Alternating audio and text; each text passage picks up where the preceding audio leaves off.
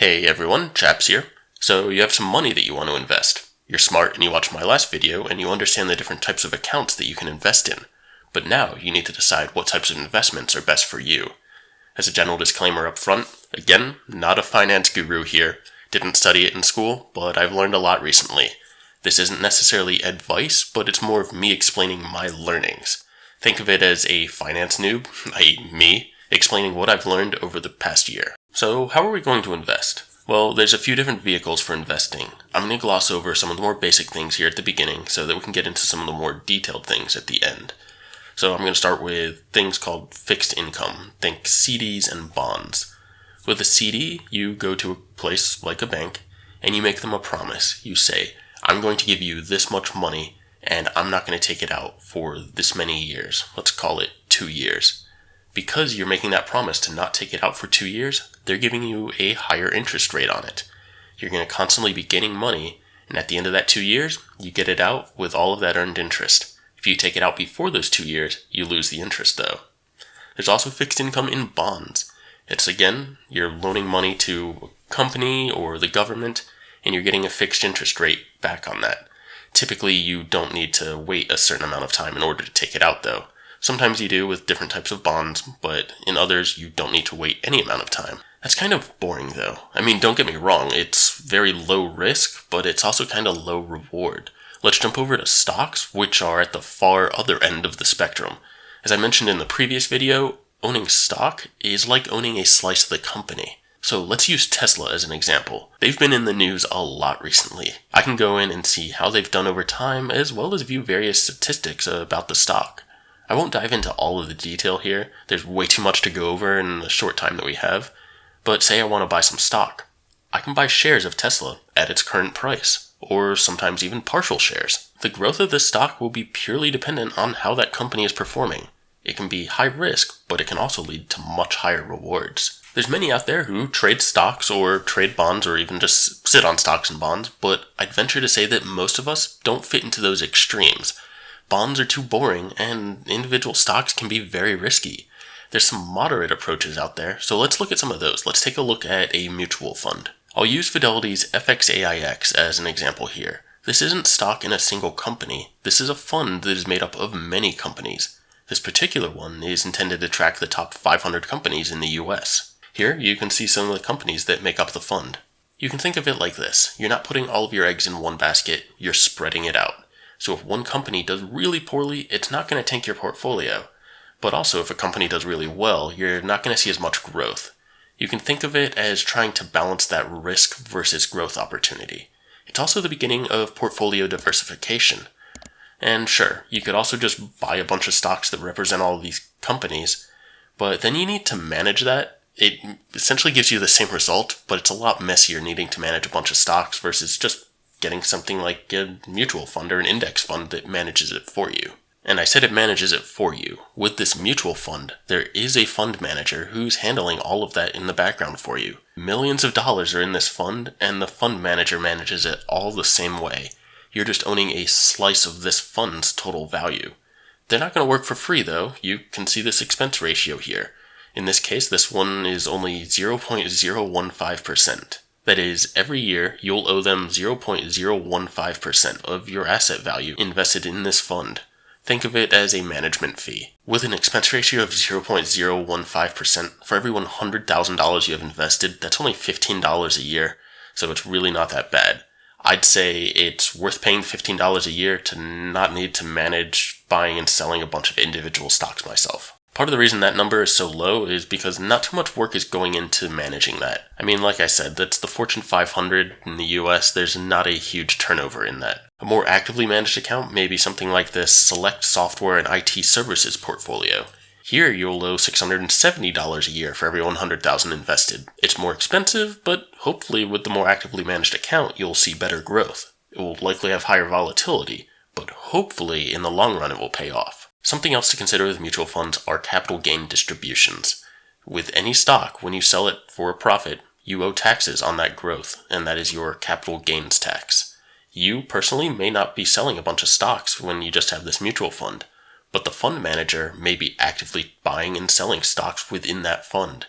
Any growth may be passed along to the people who own that fund in the form of capital gains distributions. These are taxable, so you just need to be aware of them.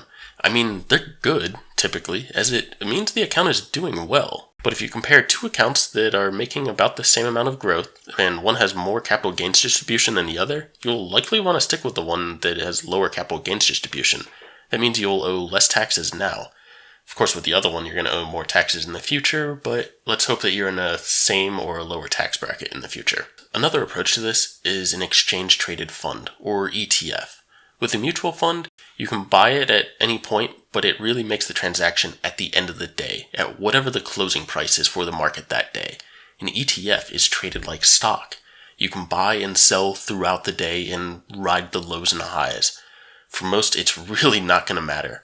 What does matter, though, are the capital gain distributions that I just discussed. I showed FXAIX earlier, a mutual fund that follows the Fortune 500. Vanguard has an ETF that mirrors the Fortune 500, and it functions virtually the same as FXAIX. The key differences are, being it's an ETF, it can be bought and sold throughout the day, following the ups and downs. It has a higher expense ratio of 0.03%, which honestly is still pretty small, I'm not going to be bothered by that. And number 3, it has no capital gains distributions. In general, an ETF is able to avoid more capital gains distributions, and thus be more tax efficient. It's able to be more efficient because of something called tax drag. Think of it like this. With the mutual fund, you might owe $100 in taxes this year. With the ETF, you wouldn't owe that $100, so you could then invest that $100. Yeah, you're going to owe some taxes on it when you take it out in the end, but that $100 is going to have a bunch of time to grow. So you need to decide if deferring taxes until later in life will be a net benefit for you. In the end, whether you have an ETF or a mutual fund probably isn't going to make that much of a difference. What you want to look out for are the expense ratios, like how much you owe every year for having that fund, the capital gains distributions, which might make a difference, and obviously the rate of return. For the most part, the things that I just discussed are called index funds.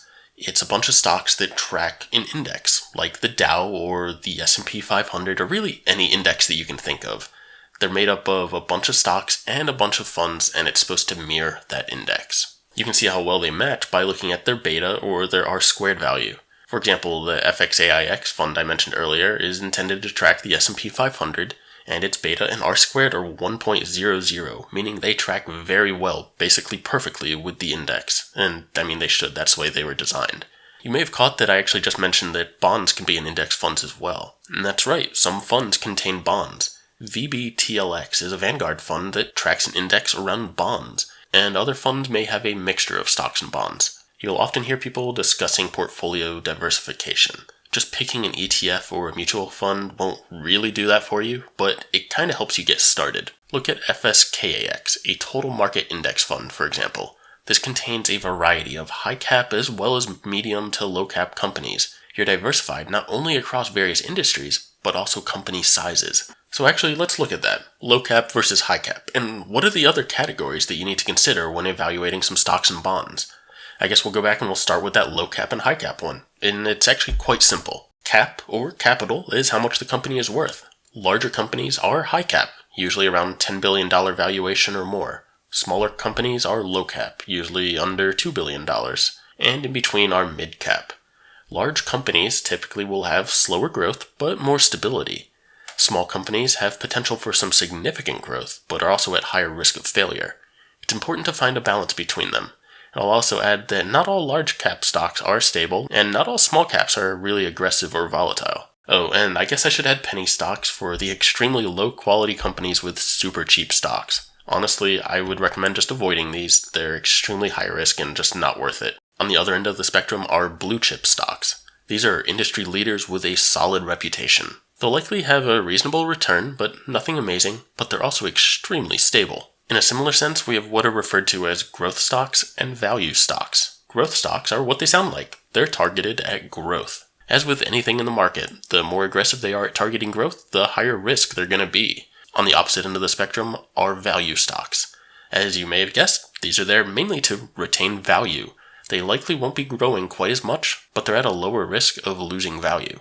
Now's probably also a good time to mention dividend stocks, which I really view as a subset of value stocks. If we take the Global X S&P 500 covered call ETF, for example, and yeah, I know that was a mouthful. but we can see that it's really not a superstar in terms of growth. Over on the left, we see their return.